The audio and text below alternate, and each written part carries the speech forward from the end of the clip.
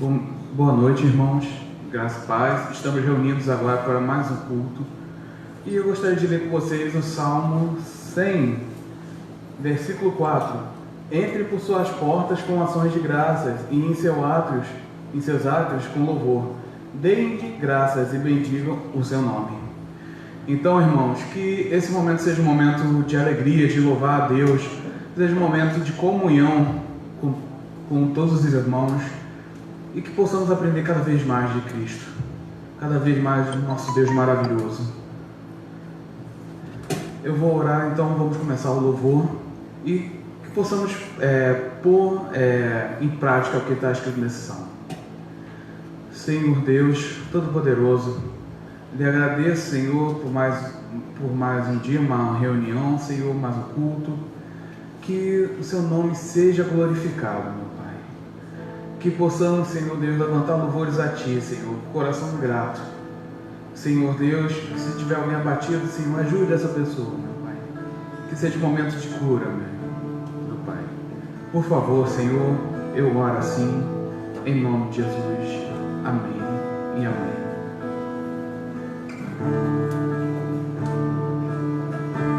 Estamos em culto da presença de Deus.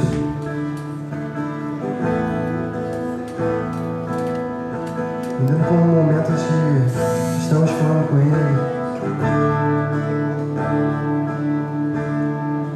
de olhos fechados e lábios abertos, cantamos a Ti. Cantamos que estamos em Sua presença porque sabemos que estamos nela.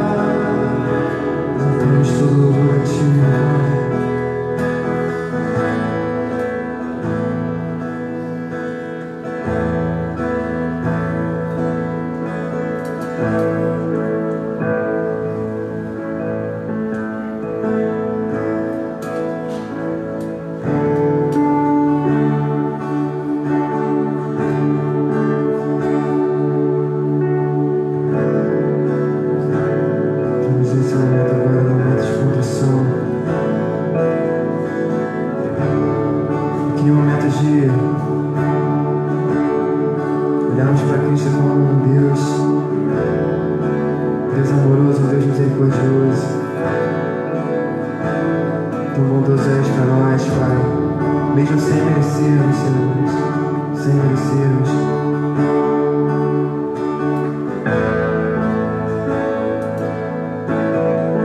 Se afirmarmos que estamos sem pecado, enganamos a nós mesmos e a verdade não está em nós. Se confessarmos os nossos pecados, Ele é fiel e justo para perdoar os nossos pecados e nos purificar de toda injustiça. É para esse Deus que cantamos, é para Deus fiel, Deus justo, Deus amoroso, um Deus que nos prostramos essa noite. Cantamos a Ele, encosta os seus pés. Eu me prostro aos teus pés, seu amor é derramado em mim.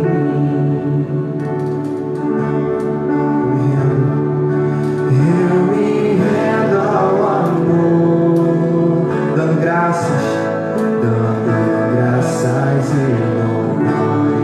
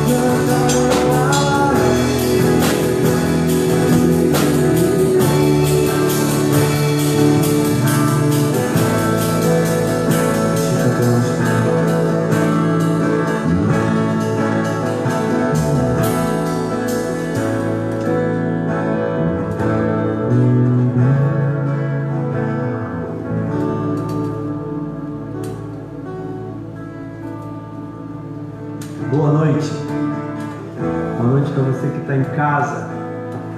Nós vamos passar por um momento de generosidade. Generosidade, ele deve ser feita de forma com alegria. É um momento que a igreja tem de poder contribuir com o avanço do reino do Senhor. Então que você possa separar esse momento e seu coração possa se encher de alegria. Como diz o apóstolo Paulo, não com pesar, mas você separar aquilo que Deus colocar no seu coração e vir com alegria, com disposição, sabendo que tudo que nós plantamos, porque quando ele diz ali, cada um conforme determinou o seu coração, quando você faz isso, quando você está contribuindo, você está semeando. E nesse momento nós estamos plantando igrejas. E como tem sido desafiador e como tem sido abençoador cada generosidade, cada contribuição dos irmãos. Então continue, faça isso, crendo que Deus está nos chamando para fazer a obra dele nas cidades, São Gonçalo, Itaipuaçu, São José dos Campos. Então que você possa encher o seu coração de alegria e fazer nesse momento um altar de adoração, contribuindo para o avanço do reino do Senhor. Eu queria convidar você então a baixar a sua cabeça e orar e entregar ao Senhor a sua vida, os seus dízimos e a sua oferta. Senhor, obrigado, Deus, por estarmos aqui mais uma vez, no domingo, junto como igreja, e cantar louvores tão belos que mostram a grandeza do Senhor, a tua santidade, exaltado é o teu nome. E nessa hora, ó Deus, eu quero te pedir que o Senhor possa tocar nos nossos corações, para que possamos ser generosos. Ó Deus, seja generoso, ó Senhor, na igreja nos dias atuais, para que o Senhor possa nos dar condição, Senhor, para alcançar as cidades. E o Senhor já está fazendo isso em nós. O Senhor já está cumprindo isso em nós. O Senhor nos chamou no meio de uma pandemia, no momento mais difícil que o mundo passa. Mas nós aceitamos o desafio e que o Senhor possa abençoar essa igreja, né? A Deus abençoar os lares, pais de família, mães de família, a Deus dando condições, emprego, prosperidade, porque a prosperidade é bíblica no ponto de que nós ganhamos dinheiro para investir no teu reino, para que o teu reino propague e que tudo seja para a glória do seu nome.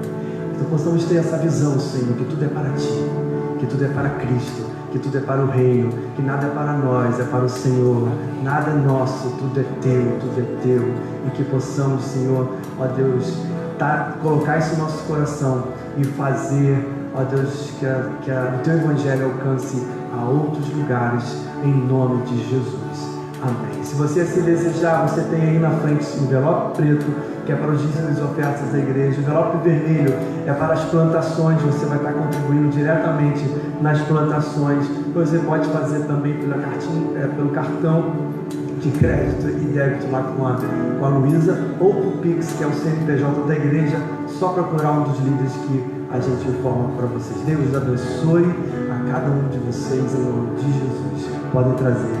Amém.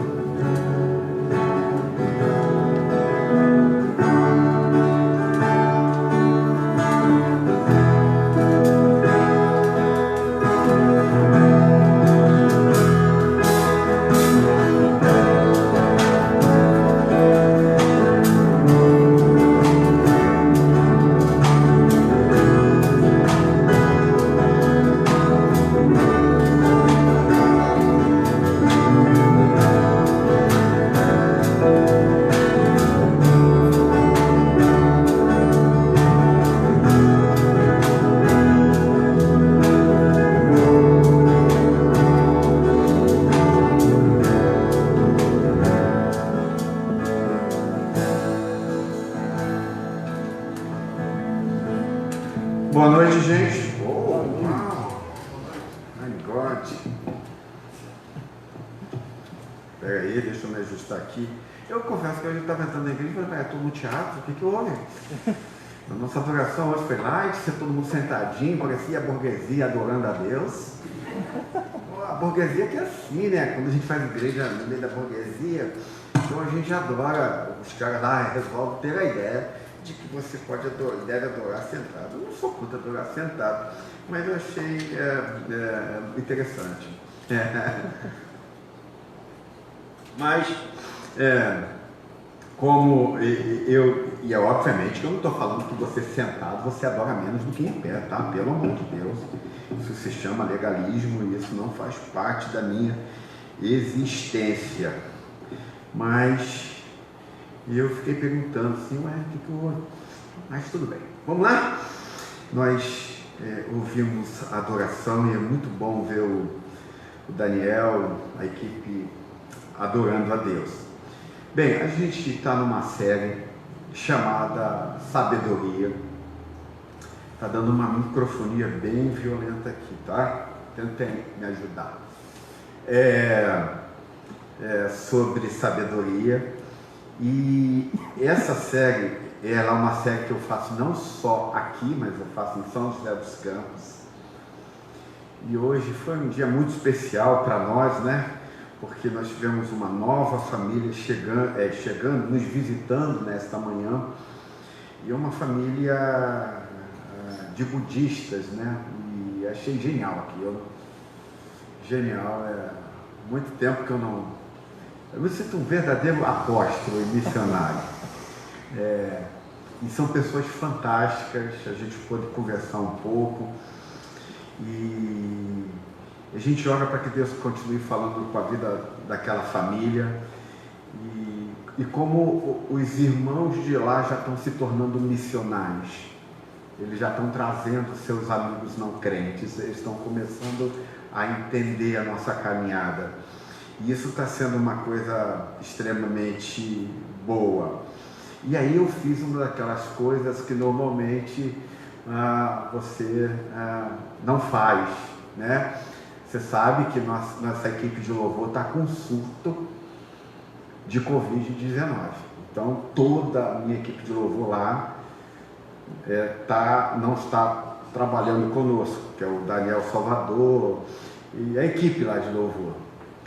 E o filho dessa família é budista, ou pelo menos se declara ateu, e eu chamei para tocar baixo. O moleque toca muito, e ele fez um louvor conosco. E aí eu falei assim, mas pastor, pode? Eu falei, claro que pode.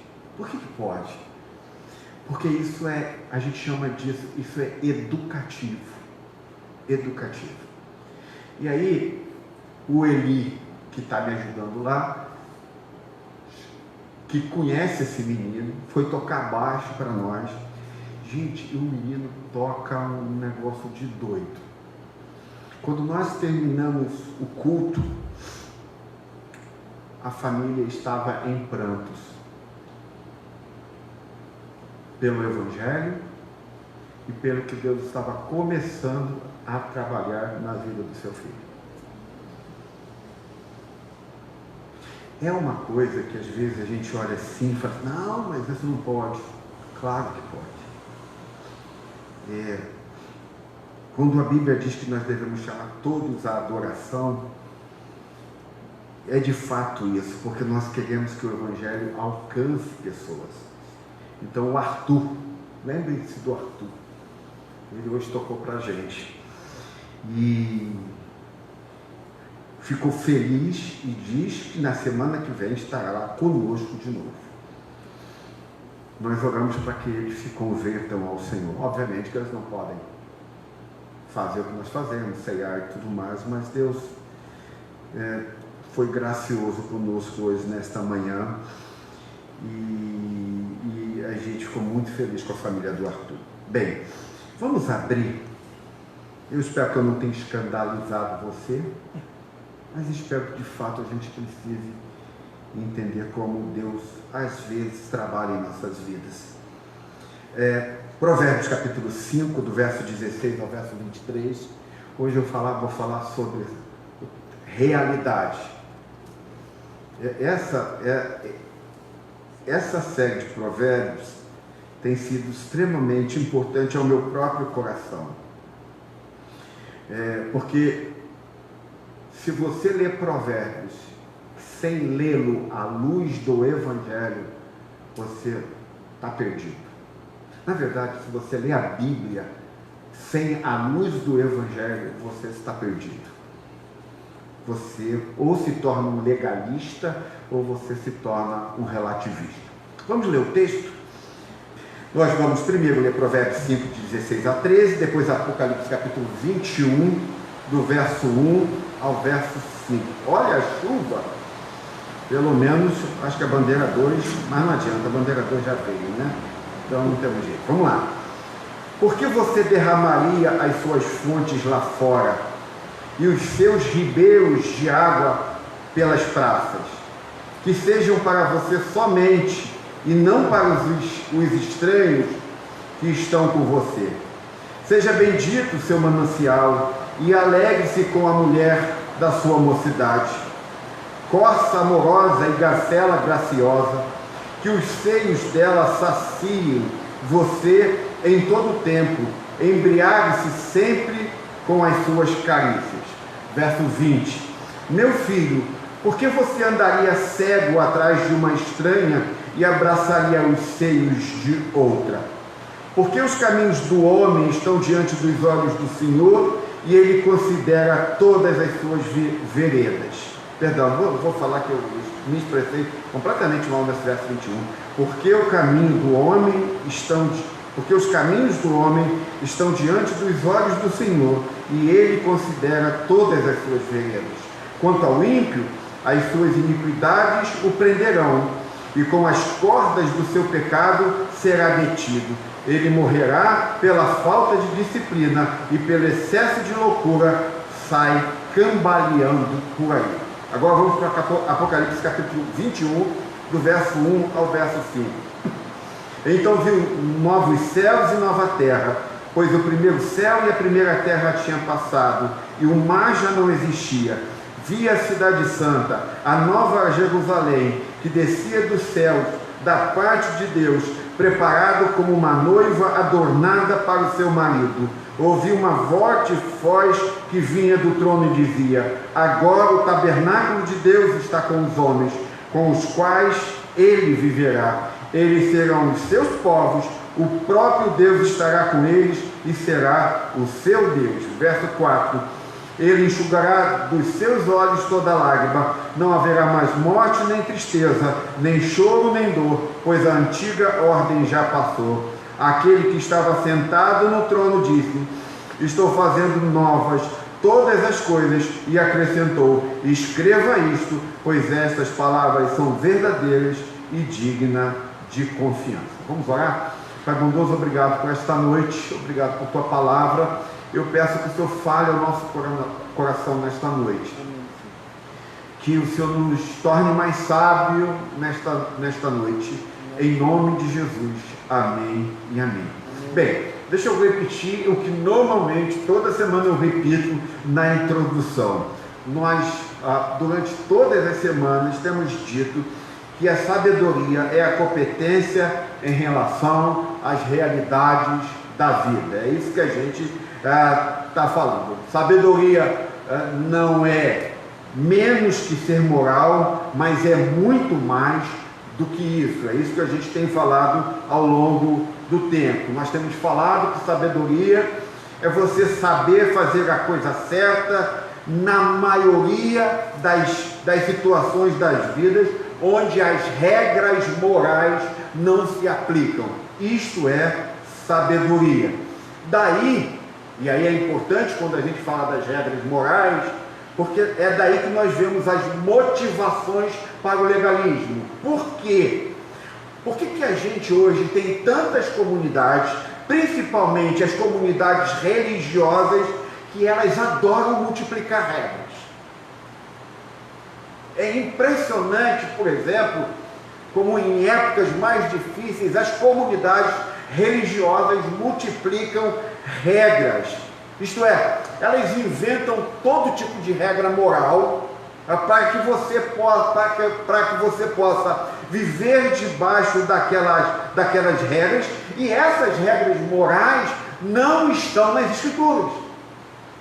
Há um tempo atrás nós debatíamos brinquinho, nós debatíamos tatuagem, embora ainda nesse país ainda se debata sobre isso.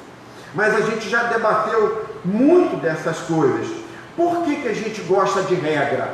Porque isso faz com que a gente não pense. Se tem uma regra, aí você diz, e pronto. Ah, por que eu devo fazer? Ah, porque tem.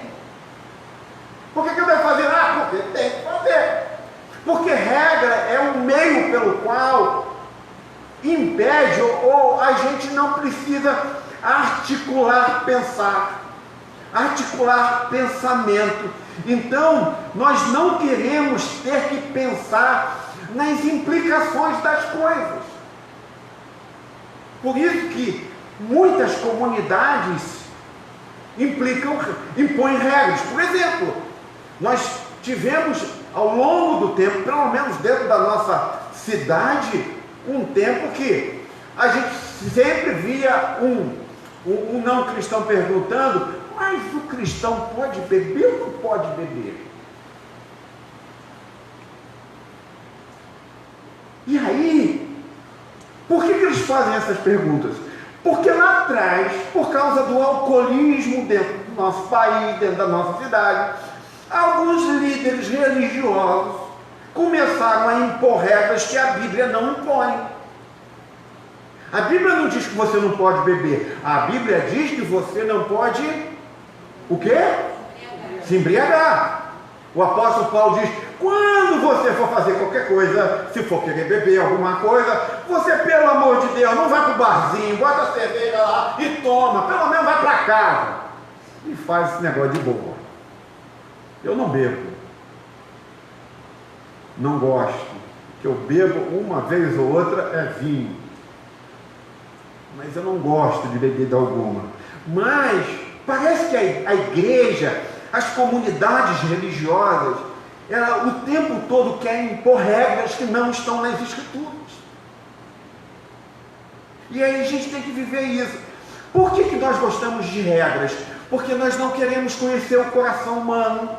Porque nós não queremos conhecer a natureza humana, nós não queremos entender os nossos relacionamentos, então é melhor você impor regra. Por que você diz para o teu filho, ponto, acabou? Porque você não quer pensar com ele, não quer ajudá-lo no seu pensar. E aí é melhor você dizer, não vai fazer, e ponto. Por quê? Porque se você não impor regras, você vai ter que articular, pensar relacionamento. Vai ter que lidar com questões que você não quer lidar. Então nós adoramos regras por isso. Nós queremos ter regra. Todos nós aqui queremos ter regra. Não se enganem, porque regras para nós nos poupa a possibilidade de pensar, de articular, de nos conhecer. Mas eu queria que você entendesse uma coisa: isso não funciona. Não funciona. Por quê? Porque sabedoria é estar em contato com a realidade e compreender a realidade. Isso é sabedoria. Você precisa compreendê-la. Então, o primeiro ponto do autor de Provérbios sobre a questão da realidade é que Deus, está no primeiro ponto, é que Deus ordenou o mundo. Isso aqui é uma coisa que a gente precisa entender. Vamos dar uma olhadinha nos versos 16 a verso 20. Eu sempre espero que você esteja com a tua Bíblia conectada, ligada, porque eu não vou fazer as minhas pontuações. Eu vou usar o texto aqui, mas eu não vou colocar os versos ali. Nos versos 16 a verso 20, obviamente que são versos sobre a nossa sexualidade. Mas eu não vou usar este sermão para falar sobre a sexualidade. Lá na frente eu vou trabalhar o tema sobre a questão da sexualidade. Mas hoje eu só quero falar sobre tolice e sabedoria de modo geral, e quero usar esses versos para que você entenda isso. Então, o texto está falando, esses versos 16 ao 20, está falando sobre o adultério. Mas lembre-se que eu não estou tratando da sexualidade. Então, no verso 20, há um termo extremamente interessante usado pelo autor de Provérbios. Meu filho, por que você anda cego atrás de uma estranha e abraçaria os seios de outra, ou a esposa de outro homem. Agora, por que o autor de Provérbios está dizendo que essa esposa de outro homem seria uma estranha? É importante a gente entender que esse termo usado pelo autor de Provérbios é extremamente vital para a gente poder caminhar no nosso entendimento do texto. Desde a introdução do livro de Provérbios, sempre em contextos de adultério, como esse contexto que a gente está falando aqui agora, os comentaristas e os estudiosos sobre esses versos, eles pastor, não pode ser mulher estranha, uma mulher de uma outra raça, de uma outra etnia. Os estudiosos do autor de Provérbios vai dizer não. Os estudiosos vão dizer que a palavra estranho do hebraico está mostrando que alguns comportamentos, e o adultério é um deles, são estranhos à sua verdadeira natureza. Então, não importa o quão bem eles se sintam naquele momento. Então, o que o autor de Provérbios está dizendo? Imagine, por exemplo, e aqui eu quero dar um exemplo para você, você decide, você pega um foguete e vai para a Lua agora, ou vai para o espaço, num lugar onde não tem oxigênio. Aí você decide, quando abre o foguete, decide andar naquele lugar sem nenhum oxigênio. O que vai acontecer com você? Você vai colapsar e você vai morrer. O autor de Provérbios está dizendo que quando você faz as coisas estranhas à sua natureza, você também vai colapsar. O adultério é só apenas parte disso, um ponto disso. Então o autor de Provérbios está dizendo: todas as vezes que vocês tomarem decisões de fazerem coisas estranhas àquilo que vocês foram feitos e chamados para viver e fazer, então vocês vão colapsar. Vocês vão ter problemas sérios na sua vida. O resultado será o mesmo.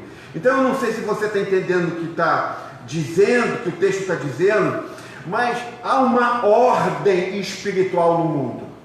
O mundo foi espiritualmente e moralmente ordenado por Deus.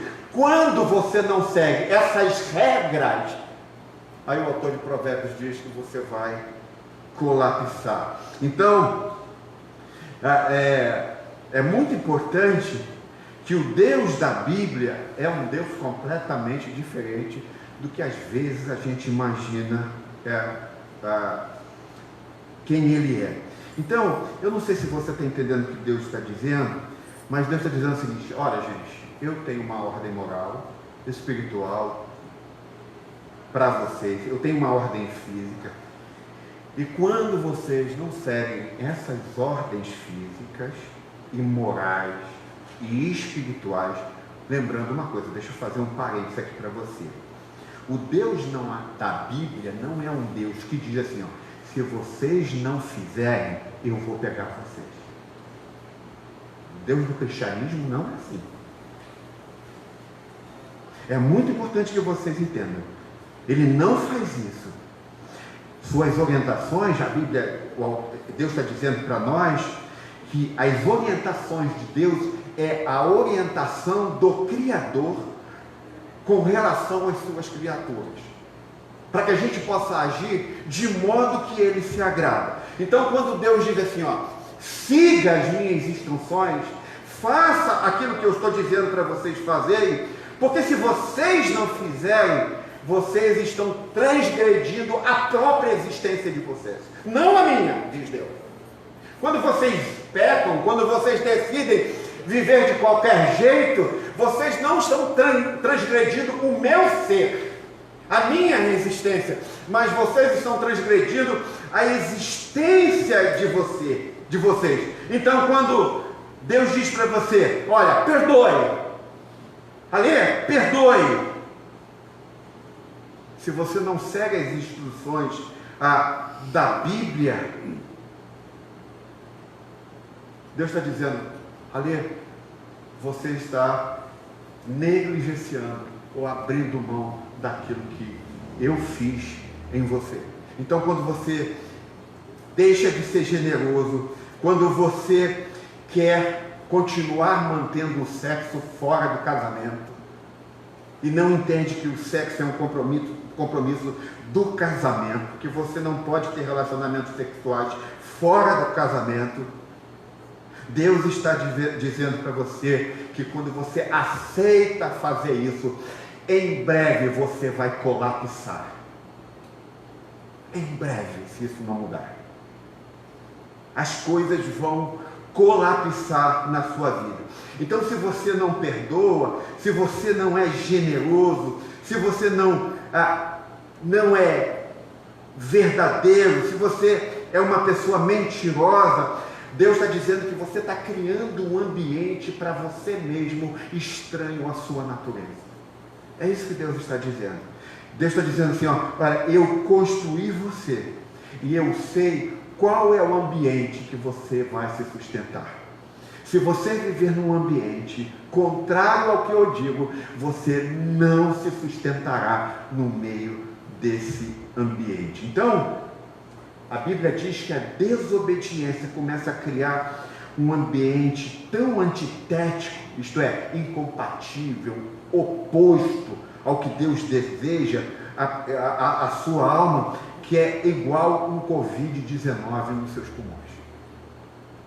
Então Deus está falando assim para mim e para você: este mundo tem uma ordem, ele tem um jeito de ser.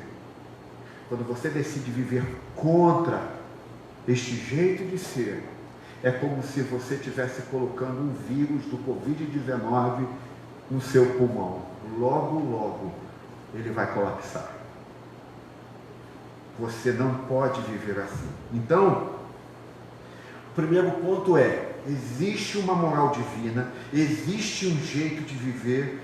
Você não pode decidir o que é certo e errado por você mesmo. Há uma forma de viver, você não pode determinar isso. Deus criou um jeito do mundo existir, Deus trouxe uma ordem a este mundo, então você não pode achar que você pode fazer o que bem lhe der na terra. Esse é o primeiro ponto de hoje. O segundo ponto, que o autor de Provérbios vai falar com a gente, é sobre o problema do mundo caído. E aí, aqui, lembre-se que nós estamos numa escola de sabedoria. O segundo ponto é extremamente importante, porque as pessoas da nossa cidade, vocês aqui, quando acabam de ouvir o que eu acabei de dizer para você, que existe uma ordem moral, espiritual, divina, estabelecida, de valores morais absolutos, quando algumas pessoas ouvem isso, quando você ouve isso, a gente vai ter alguns problemas e as pessoas vão começar a dizer assim: não é bem assim, pastor.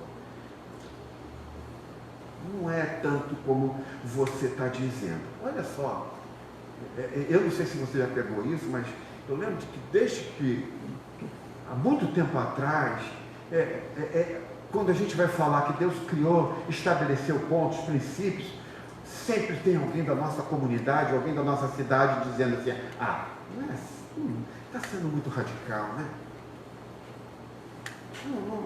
Calma aí, pega leve. Olha o que diz os versos 22 ao verso 23. E a gente vai falar sobre esses problemas do mundo caído, né? Os problemas da nossa realidade. Sabe por que a gente não é sábio? Porque a gente não entende que a gente vive no mundo caído. Deixa eu explicar isso para você. Verso 22 e verso 23 diz assim: quanto ao ímpio, as suas iniquidades o que, gente? Prenderão. E com as cordas do seu pecado será...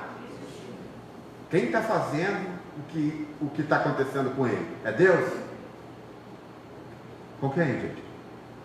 As cordas do seu pecado o estão o quê? Prendendo. Estão detendo ele. Verso 23. Ele morrerá pela falta de disciplina e pelo excesso de sua loucura sai cambaleando por aí. Isso aqui é muito típico do livro de Provérbios. Extremamente típico. Se você ler o livro de Provérbios, isso é muito comum. O livro de Provérbios está dizendo o tempo todo, olha gente, o mundo foi ordenado por Deus, porque existem coisas pelas quais Deus nos fez. Isso você vai ver em todo o livro de Provérbios. Então, se você não entender isso, não entender que Ele nos fez para a gente perdoar, Ele nos fez para a gente dizer a verdade, que Ele nos fez para amar uns aos outros de forma altruísta, se você não perdoa, se você mente, se você vive de forma egoísta, você está indo contra ordens destas coisas. Você vai ser preso. É bom. O ímpio aqui, não é que ele está só no mundo. É quando você aqui, nós aqui, estamos agindo como ímpios. Mas preste atenção. Então, o que isso significa? E aí é que a gente precisa entender uma coisa que Provérbios, quando você lê Provérbios, sem a devida lente, você se engana. Se você viver a sua vida direitinho, então a sua vida tende a dar certo. É isso que você lê no livro de Provérbios. Se você viver a sua vida errado, então a sua vida vai dar errado. É isso que o livro de Provérbios está dizendo o tempo todo.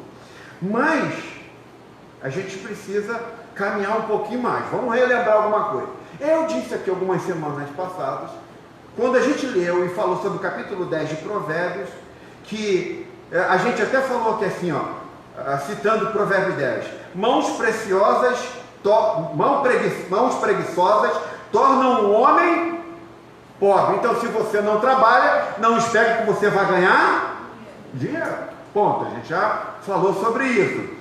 Mas mão diligente, isso é, se você é um trabalhador, você vai ganhar dinheiro, isso que a gente já falou. O capítulo 10 também diz uma coisa: a memória dos justos será uma bênção, mas o nome dos ímpios apodrecerá. Isso está no capítulo 10 de Provérbios. Só que quando a gente olha para isso, a gente tem um problema para resolver. Qual é o problema que a gente vai resolver hoje? Qual é o drama de hoje? Qual é o problema do mundo caído? É que quando Provérbios faz a descrição de como a gente deve viver, Provérbios faz a descrição de um mundo ordenado por Deus. Um mundo no qual, se você fizer as coisas certas, as coisas vão dar certo. É assim que Provérbios, o autor de Provérbios faz, é assim que o sábio faz. Então, a ideia de Provérbios é: se você ama o outro, então você será o quê? Amado, é isso que diz o autor de Provérbios. Se você trabalhar duro, então você vai ganhar dinheiro. Mas a gente começa a perceber pela própria existência da gente que isso não funciona. Ou nem sempre funciona. Quem é que trabalha duro? Está rico? Então tem alguma coisa. Você que ama alguém aí, sempre foi amado? Hein? Pense num amigo, numa amiga. Quando a gente olha para a nossa realidade, o autor de Provérbios escreve a partir de um absoluto, Deus ordenou o mundo. Então, quando a gente olha para a nossa vida, a gente vê que isso não funciona. Então a gente vê pessoas boas morrendo de fome. Morrendo de fome. Gente honesta, gente digna, gente trabalhadora, morrendo de fome. Nós vemos pessoas que trabalham pra caramba, que saem 4 horas da manhã de casa, 5 horas da manhã de casa, trabalham duro pra caramba, e elas não ganham o suficiente para viver, porque elas são exploradas.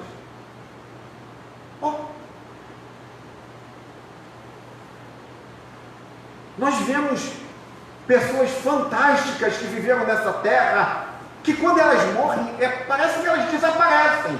Pessoas geniais. O nome dela parece que parou de assistir nunca recebe um crédito por nada neste mundo. Nós aqui estamos o tempo todo vendo isso. Gente incrível que morre. Numa semana depois a gente não lembra mais dela. Então, a gente vê pessoas o tempo todo se esforçando para que sejam boas amigas, bons amigos, bons pais, bons filhos, boas filhas. E simplesmente, quanta gente aqui existe que é bom pai, é boa mãe, bom amigo, boa amiga, bom filho, boa filha, mas simplesmente a vida não vai. A vida não anda. A vida não funciona, e a gente sabe disso muito bem. Então, portanto, um dos problemas que o autor de Provérbios está dizendo é que quando você olha para o livro de Provérbios sem entender a realidade de um mundo doente, você nunca vai ser sábio. Você precisa entender, e eu preciso entender, que nós vivemos dentro de um mundo divinamente ordenado por Deus, mas é um mundo caído, é um mundo extremamente doente. Se este mundo é divinamente ordenado por Deus, como diz o autor de Provérbios, a vida nem sempre nos mostra que as coisas funcionam ordenadamente. Esse é o ponto. Então, no verso 21, olha o que diz o verso 21, para a gente entender sobre o grande problema que a gente tem com esse mundo caído. Verso 21. Porque os caminhos dos homens estão diante dos olhos e ele considera todas as suas. Eu não sei se você está entendendo aqui, mas essa aqui é uma linguagem de julgamento. Deus está vendo você. E aquilo que você faz, Ele está vendo. Não acho que vocês não estão debaixo dos olhos do Senhor. Ele vê quando você está dormindo, Ele vê no que você está pensando. Ele sabe o que você está pensando agora. Ele sabe tudo que você... Por quê? Porque Deus é um juiz. E Ele examina os seus caminhos e responsabiliza você pelos seus caminhos. Essa é uma linguagem de julgamento. Verso 21. Só que a gente precisa entender que há muitos problemas com isso aqui agora. Por que há? Especialmente no país que a gente mora, na cidade que a gente mora. Muitas pessoas acreditam que quando há um absoluto moral fechado, no sentido de que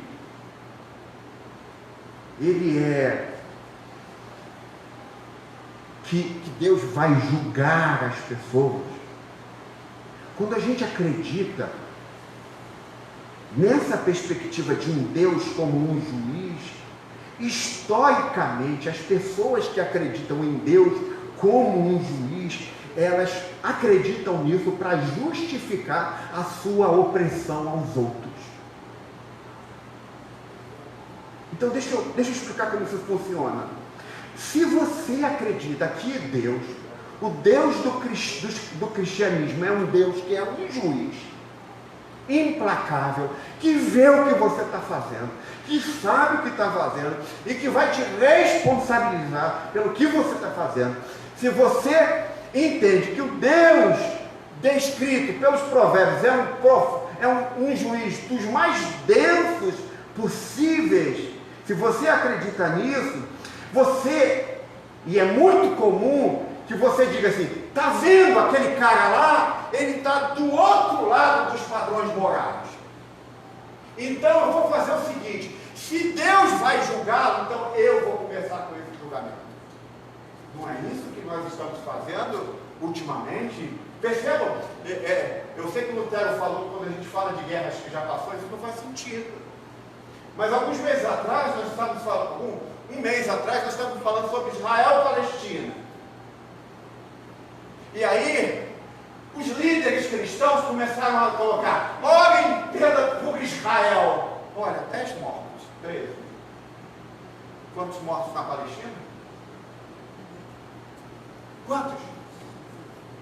146. Mas por que só orar por Israel? Sabe por quê? Porque esses líderes acreditam em absolutos morais sem entender o Evangelho, sem entender que Cristo é o templo. Os pré-milenistas, sabe o que eles fazem? Eles acreditam que aquele muro lá em Israel, ele um dia vai ser reerguido. E aí a gente pede para orar por 13 judeus que morreram, mas esquecendo que há 146 palestinos mortos. Será que vocês se esqueceram que quem chamou o Filho de Deus Jesus Cristo de Beelzebu foram os judeus? Que quem chamou ele de louco foram os judeus? Que quem o chamou de filho de Satanás foram os judeus? E que quem até hoje o nega como filho de Deus são os judeus? São os palestinos? São os africanos? São os brasileiros? Que eu quero dizer que Jesus, quando veio, ele diz: eu sou o templo. Não há mais distinção. Então, quando nós acreditamos que Deus é um juiz, levantou os religiosos dessa nação e diz assim: vamos meter pau lá nos palestinos. Sabe por quê? Porque Deus é especialmente israelita e judeu. Como se Israel não fosse corrupto. Como se Israel não precisasse de salvação, como os palestinos precisam de salvação. Que loucura! Sabe, entende? Porque quando você acha que você é juiz, que o Deus do cristão é um juiz implacável, a gente então pode jogar bomba no quarto dos outros e se justificar, porque eu estou apenas fazendo o que Deus faz. E assim a gente faz em qualquer área da nossa vida. Gente, a morte dos seres humanos, elas são preciosas para Deus, seja ela palestina, seja ela judaica, seja ela negra, seja ela branca, seja ela de homossexual, seja ela de um cara extremamente belo e bondoso da comunidade. A morte do ser humano, o ser humano é feito à imago dele, a imagem de Deus. Percebe como se a gente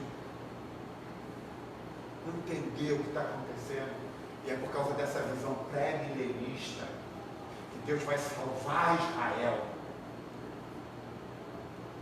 porque não entenderam que Cristo já veio, que Ele é o templo, que quem for a Ele será curado, quem for a Ele será transformado, que não vai haver naquele murinho lá que todo mundo fica disputando, não se erguerá um novo templo, não se erguerá, porque Jesus é o templo. Entende?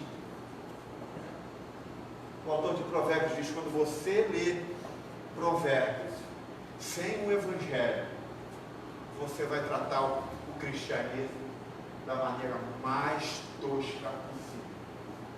Tosca possível.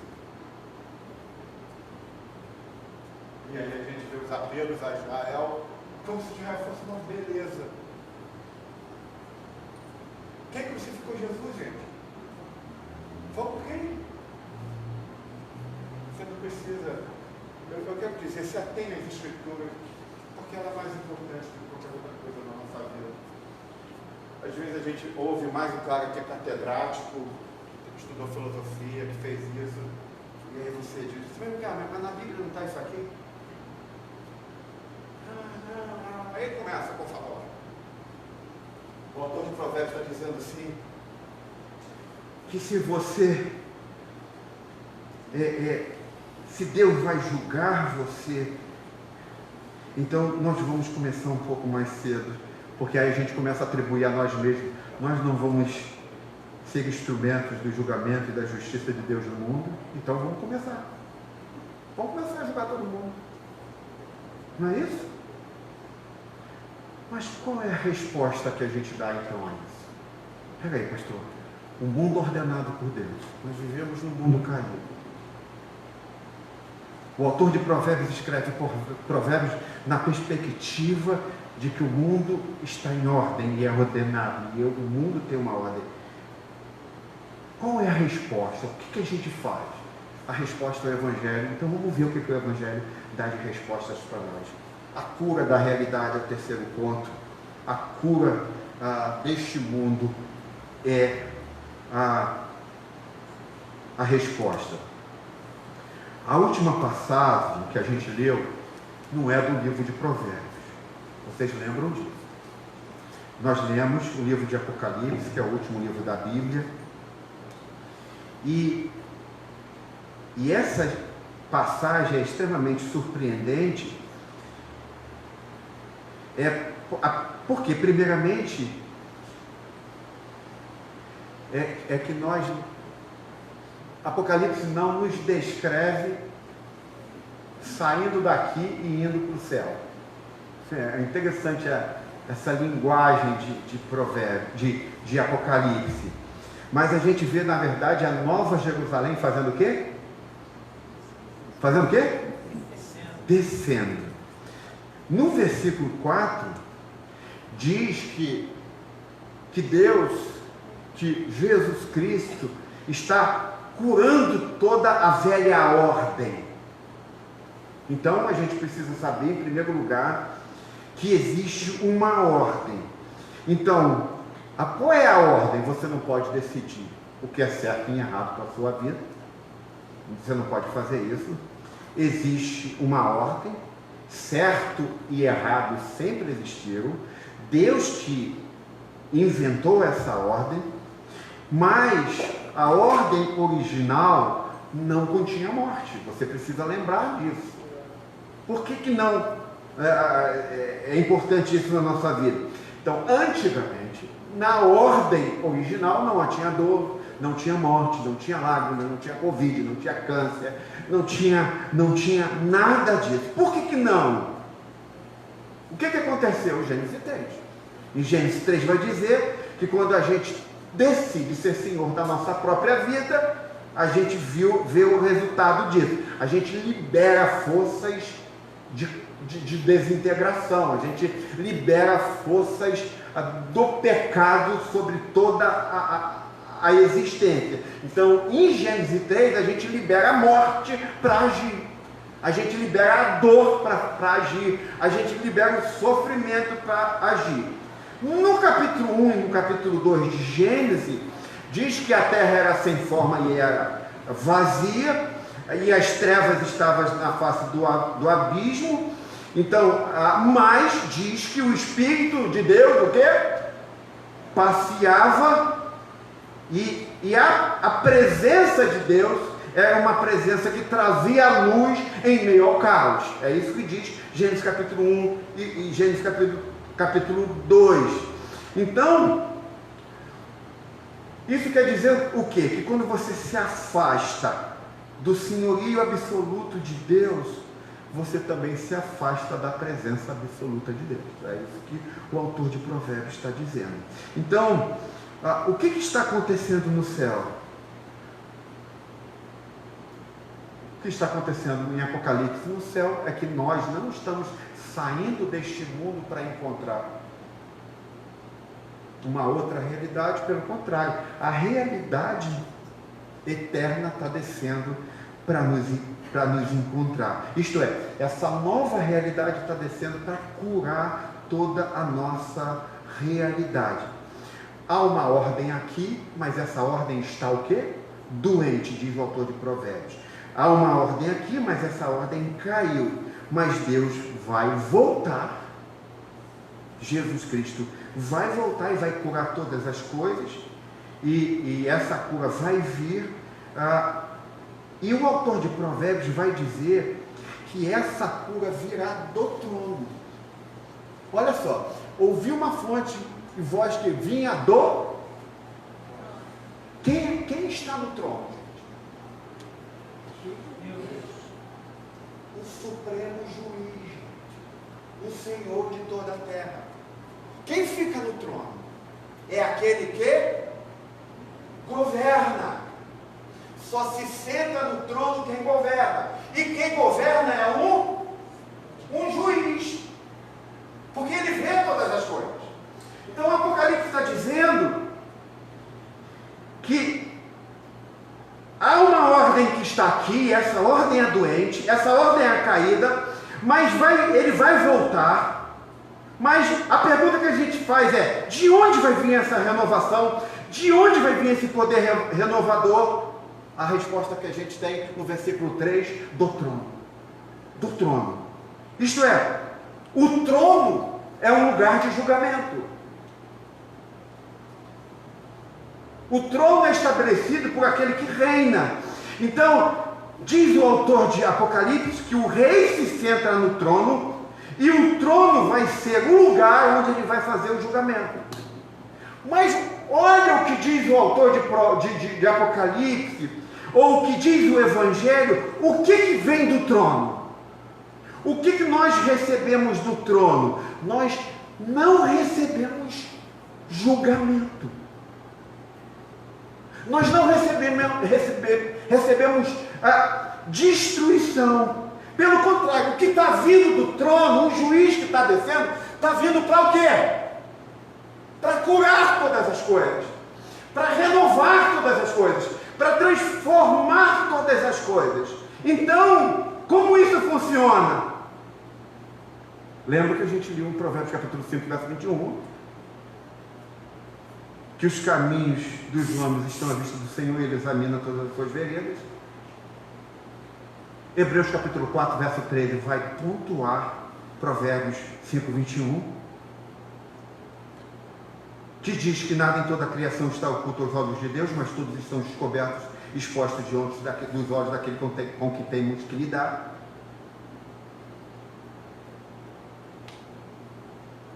Hebreus capítulo 5 vai dizer que nós temos um grande sumo sacerdote que sofreu, fez expiação pelo pecado, abriu um novo e vivo caminho, portanto aproximemo-nos do plano de confiança.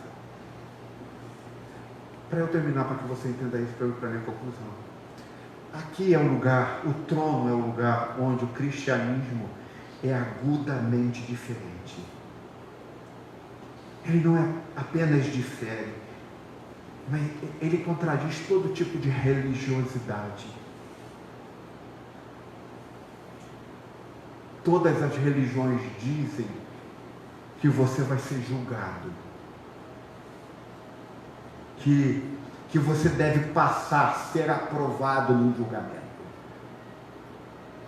Todas as religiões dizem que se você não estiver pronto para o julgamento, se você não passar pelo julgamento, você vai ser condenado. Mas o cristianismo, por isso que Provérbios precisa ser lido à luz do Evangelho, mas o cristianismo é completamente diferente. Sim, o cristianismo diz: há um juiz? Há um julgamento? Claro que há, isso que diz o cristianismo. Mas o autor de Provérbios e o autor de Apocalipse diz que esse juiz que veio à terra, o juiz que saiu do trono, ele foi para o banco dos réus. O Filho de Deus que reinava, que vivia no seu trono, que vem, ele não veio para julgar. Não era isso que quando Jesus chega na sinagoga e cita Isaías: eu não vim para julgar, mas para trazer. Isto é, o autor de Provérbios e o autor de Apocalipse está dizendo para nós que o juiz que vem do trono, ele não veio para julgar, mas para se sentar no lugar de onde eu e você seríamos julgados. Diz as Escrituras que o Deus que vê tudo o Deus que é capaz de julgar todas as pessoas e todas as coisas, se senta no banco dos réus. E a Bíblia diz que o que acontece com Jesus Cristo é que ele vive em densas trevas, que ele clama: Deus meu, por que me desamparaste? E o autor de Provérbios vai dizer que esse juiz, e o autor de Hebreus e também de Apocalipse vai dizer que há um juiz, mas ele não veio fazer ou trazer o julgamento, mas ele veio para suportar o julgamento na cruz do Calvário. É por isso que o cristianismo é tão importante. A Bíblia diz que há um juiz, mas não é um juiz que veio para julgar, mas para ser julgado em nosso lugar. Ele experimenta, então, um julgamento. Então, para eu concluir, se você lê o livro de Provérbios sem o Evangelho, você vai ser um tolo. Sabe por quê? Porque todos esses enigmas do livro de Provérbios, e agora que a gente lê o Apocalipse, eles só podem ser compreendidos à luz do Evangelho. Então, por que isso? Deixa eu só pontuar 3 coisas rapidamente. Porque o Evangelho, ele faz a gente acreditar no julgamento e na justiça de Deus. Por isso o cristianismo é diferente. Você não pode decidir o que é certo e errado para a sua vida. É isso que diz a Bíblia. Mas a Bíblia diz que também Jesus Cristo é um juiz que foi julgado. Então, você não precisa passar no julgamento. Você não vai ter que passar no julgamento que Deus vai fazer sobre mim e você. Por que não? Lembre-se que Provérbios descreve Deus como um juiz que vê todo o nosso coração, vê tudo que nós fazemos. Mas a Bíblia diz que eu e você não vamos precisar ser aprovados. Por quê? Porque aquele que é juiz e que pode julgar, foi julgado em nosso lugar e nos tornou inocentes por meio dele. Então esse é o primeiro ponto. Segundo ponto, o Evangelho torna seguro a gente ler Provérbios. Por que torna seguro a gente ler Provérbios? Porque não tem como você ler Provérbios se não for por meio do Evangelho. Por que eu digo isso? É que se você ler Provérbios sem entender o Evangelho, você vai ler, por exemplo, o seguinte: instruir o menino no caminho em que deve andar, e quando envelhecer, ele não se desviará dele. Alguém já ouviu isso? Aí o pai, a mãe, sentado numa comunidade, educou seu filho, instruiu, ensinou o Evangelho. Quando ele fica velho, quando ele se torna jovem, ele mete o pé na jaca. Aí o pai que está ouvindo isso, um pregador falar isso, a única coisa que vai fazer por ele nesse culto é sair daqui completamente culpado disso. Porque se você não lê o Evangelho, instruir o menino no caminho, não lê Provérbios, instruir o menino no caminho que deve andar, e quando envelhecer não se desviará dele, se você não lê isso à luz do Evangelho, você vai sair daqui culpado. Por outro lado, se você for um relativista, achar que teu filho pode decidir por ele sozinho tudo que ele quer na vida, você também vai ter uns problemas com isso. Então, imagine você, eu acredito que as crianças, os meus filhos, podem tomar todas as decisões que derem na cabeça deles. O cristianismo também, não. Você não pode. Você precisa olhar para esse mundo e entender que ele é caído, e que nem sempre que você fizer tudo certinho com seu filho vai dar certo, mas você também não pode deixar seu filho tipo um Zeca Pagodinho, deixa a vida me levar, vida leva. Você não pode fazer isso. Então, em terceiro e último lugar, o Evangelho oferece para mim e para você uma moderação extremamente radical. Isto é, no livro de Provérbios, gente, e aí eu quero terminar, as pessoas são sempre moderadas. Elas não falam muito, nem falam pouco, são moderadas. Elas não são pistolas, nem depressivas. A Bíblia diz que o Evangelho traz uma alegria que é extremamente genial para a nossa vida. O livro de Provérbios diz que o sábio é aquela pessoa que se torna extremamente moderada. Porque a gente tem um mito, por exemplo, se você quase não fala, só ouve, você é sábio. Isso é mito. O livro de Provérbios diz não. Quando você entende o livro de Provérbios por meio do Evangelho, você é uma pessoa sábia. Você não fala muito, mas também não fala pouco.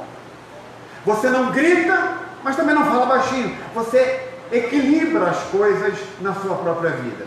Então, qual é o ponto final disso? Eu estou ficando velho. Vou terminar com essa ilustração. E cada vez que eu não gosto de praia. Não gosto de praia. Eu prefiro um rio ou alguma coisa desse tipo. E aí eu tenho percebido que eu já cheguei aos 53 anos de idade. Quando eu vou botar a minha sunga, principalmente nessa pandemia, os negócios não estão bons. Porque quando eu boto a minha sunga, eu fiquei tão magrinho que ele já estão percebendo aqui agora. E aí eu percebi que minhas pernas, antes quando eu era moleque, malhava, as minhas pernas eram fortes, eu fazia assim, estava bacana. Mas quando eu boto o açúcar hoje, fica complicado. 53 anos. Eu odeio isso. Eu falei, meu Deus. Então, eu parei de usar açúcar.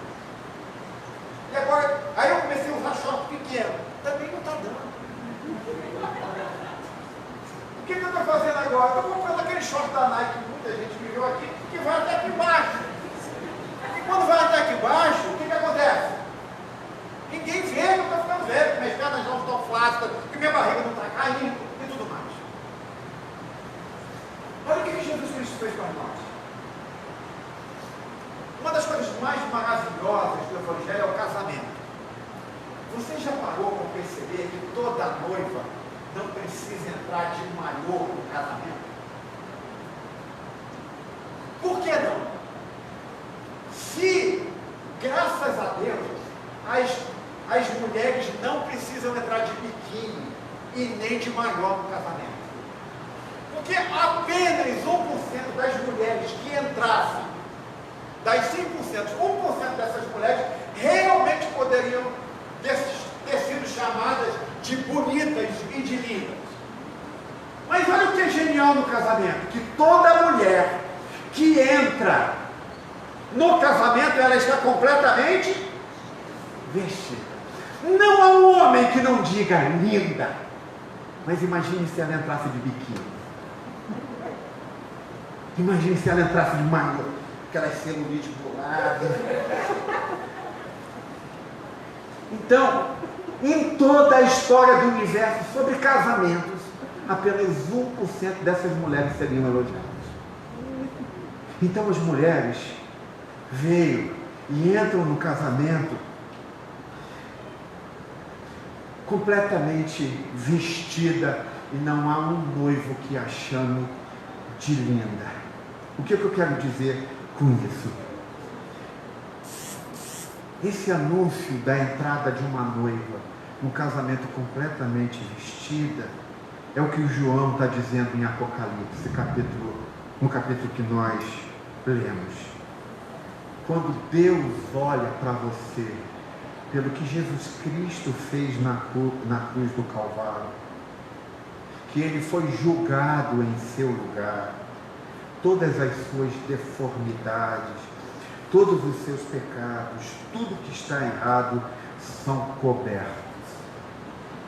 Você é chamado de belo aos olhos de Deus, e Deus vê em você uma beleza absoluta. Ele é o único que pode ver a sua verdadeira beleza, porque você foi coberto com a justiça de Cristo. Eu quero orar nesta noite e dizer para você que somente o Evangelho traz você para as Escrituras e te torna sábio. Eu quero orar com você, e eu quero já chamar os músicos aqui na frente, que só o Evangelho faz você ser uma pessoa moderada. Só o Evangelho te torna pronto.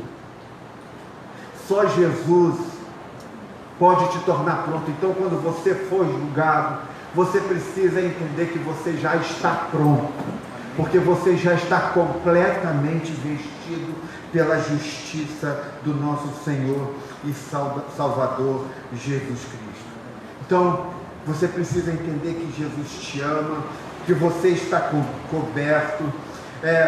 Eu quero pedir a você que você abandone as suas grandes pretensões, que você entenda que você é um pecador, mas que você também abandone as suas pequenas ambições, porque você é amado por Deus. Eu quero pedir a vocês que vocês tragam o Evangelho no coração de vocês, até que eles tornem vocês salvos. Eu penso que a igreja cristã, Deus está trazendo o Evangelho a ela, para que ela possa ser equilibradamente sábia, que ela possa entender que não é sempre que você tratar e cuidar bem dos seus filhos é que ele vai dar certo, mas que também você não pode deixar seu filho de qualquer jeito, porque há um mundo ordenado, há um mundo onde Deus fez as coisas. Mas você precisa entender uma coisa, que o juiz que vê você, que olha você, que você pensa que veio para te destruir, para te julgar, ele veio para se colocar como réu em seu lugar. Ele entregou a sua vida por você. Aquele que estava sentado no trono sentou no banco dos réus por mim e por você, para que eu e você pudéssemos ser curados definitivamente, restaurados por Deus definitivamente para a glória de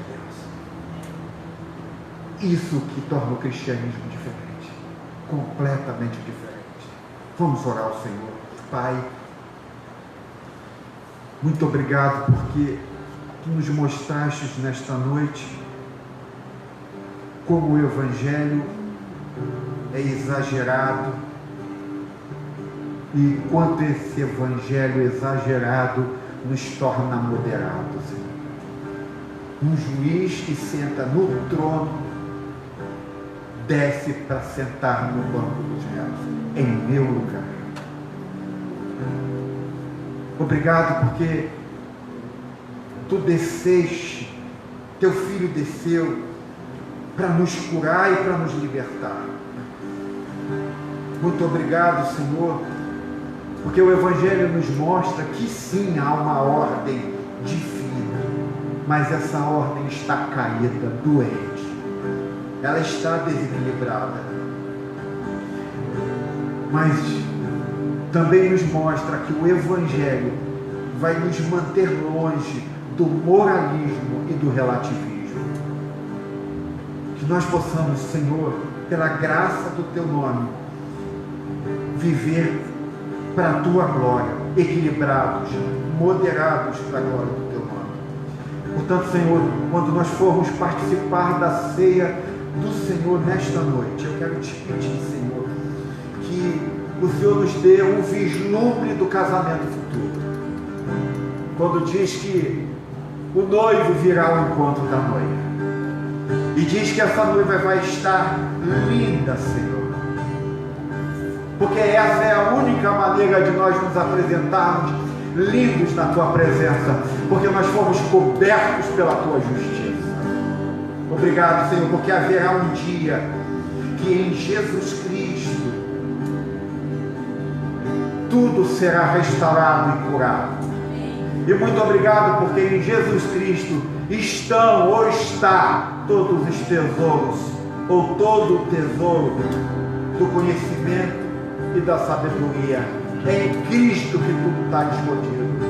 Nós te pedimos nesta noite, Senhor, então, que o Senhor nos torne sábios, que o Senhor não nos deixe viver de qualquer jeito, mas também não acredite também que a gente vai ser, que a gente é moralista, que as coisas vão simplesmente dar certo porque a gente faz as coisas certas. É verdade, Senhor, que há um sentido de quando nós tomamos as decisões corretas, a tendência é eventualmente as coisas caminharem bem, mas nem sempre serão assim, porque nós vivemos em um mundo caído. Então, portanto, Senhor, nesta noite, cuida do nosso coração, quando a gente for pegar do pão e beber do cálice, que a gente possa dizer mais uma vez, Senhor, Tu és a minha sabedoria, Tu és o juiz que desceu do trono e foi para o banco dos réus em meu lugar. Muito obrigado, Senhor, muito obrigado, em nome de Jesus, amém. Que Deus abençoe. Irmãos, nós vamos estar adorando e comendo do pão e bebendo do cálice. Enxuga os céus pra me encontrar. Aqui não é o seu lugar. Um amor assim o mundo não conheceu.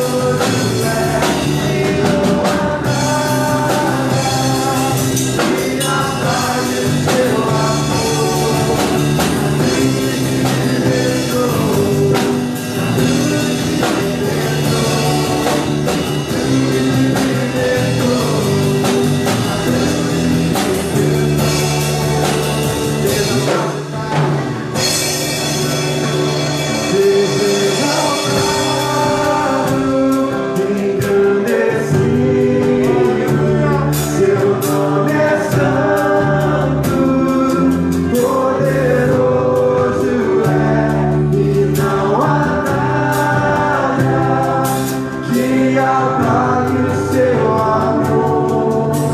A cruz me libertou, a cruz me libertou, a cruz me libertou, a cruz me libertou.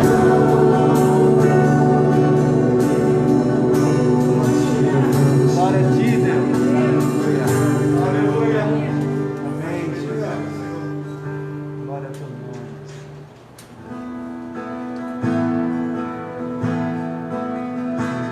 Deus de amor. Cantamos aqui são seus atos, Pai. Seus atos que nos trazem perto de ti, Senhor. Amém, Deus. Cantamos. Ele se importa comigo. Me ama como um furacão, sou como uma árvore que se move pelo seu vento e misericórdia.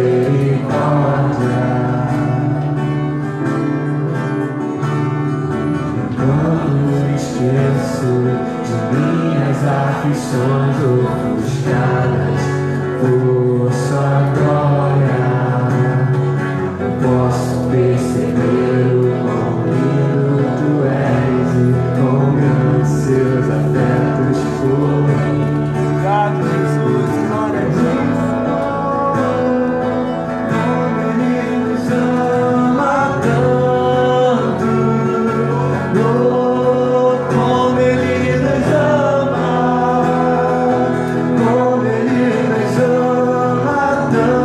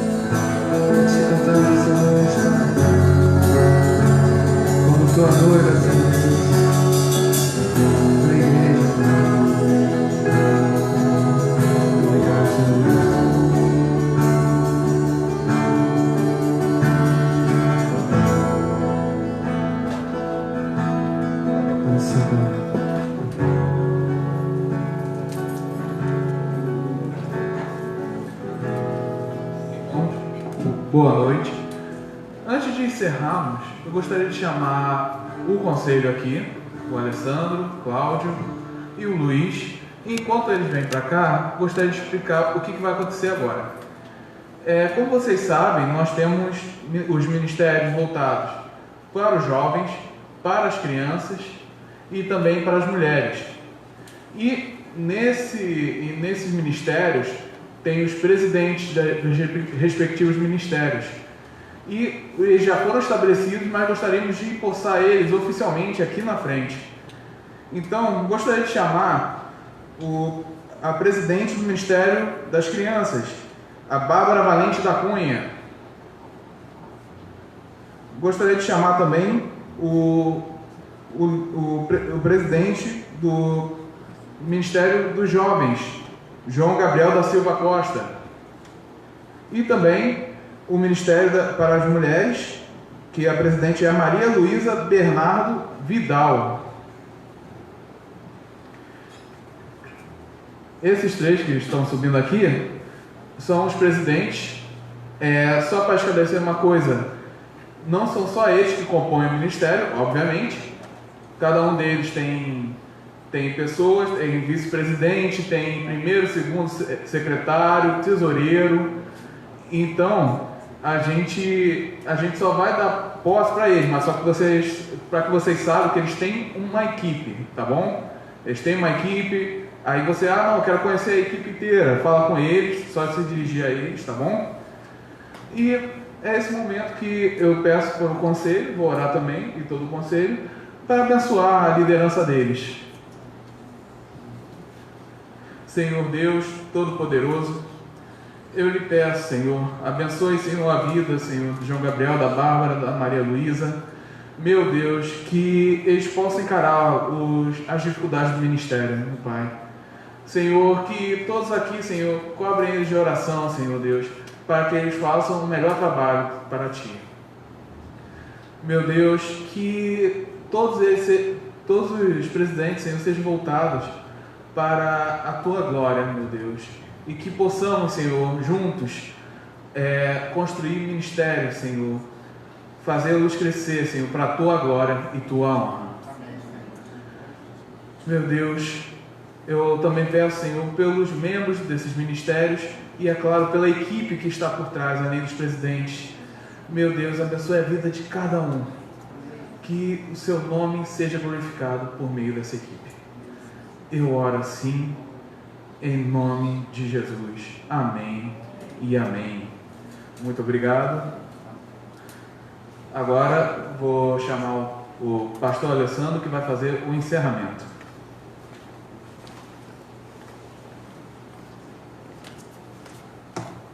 Irmão, só um minutinho que a gente já vai para casa. Só preciso dar para vocês alguns avisos.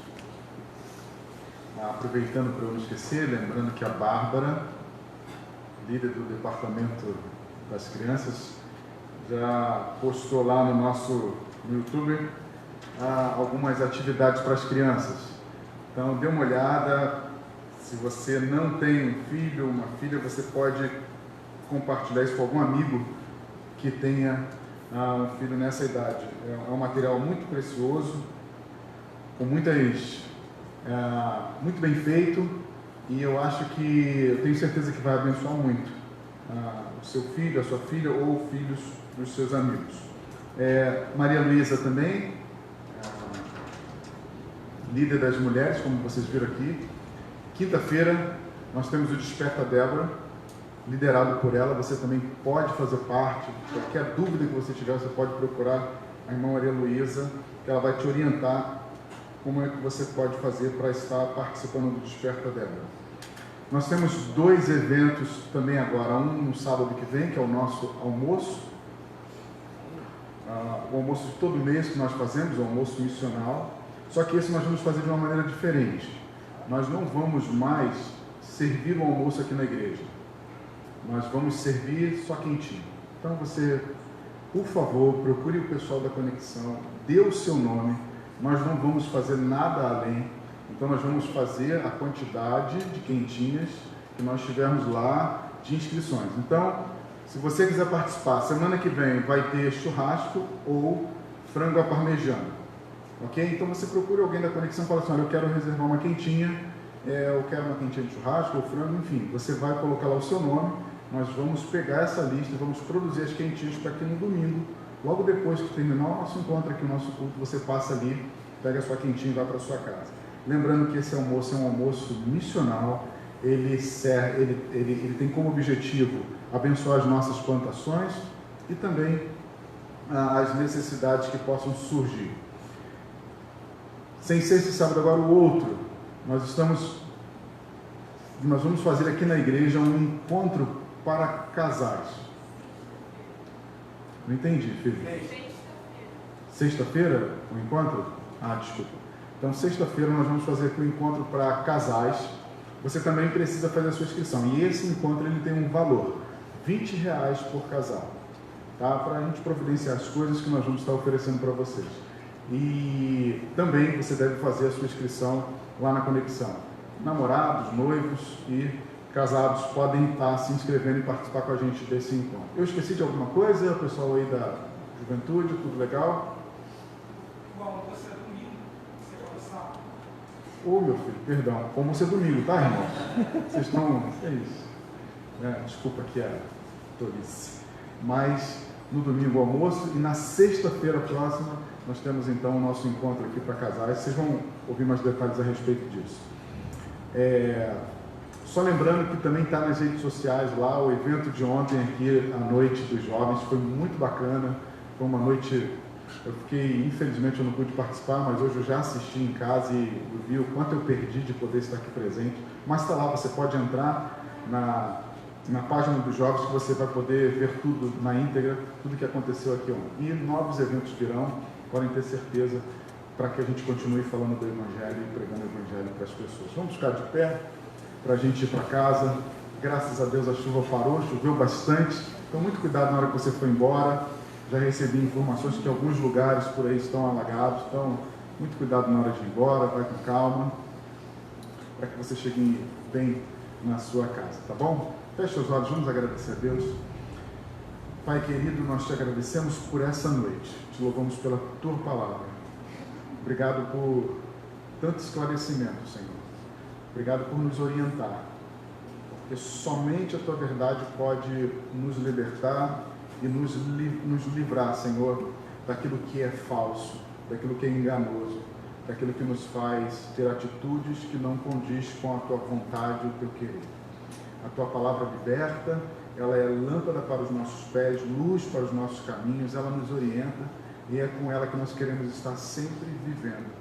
Deus, é ela que nós queremos que esteja sempre nos nossos corações. Nós te louvamos pela exposição dela hoje nas nossas vidas. Eu peço que cada irmão que está aqui, cada pessoa, seja orientada por Ti durante toda a sua vida a viver nos Teus caminhos.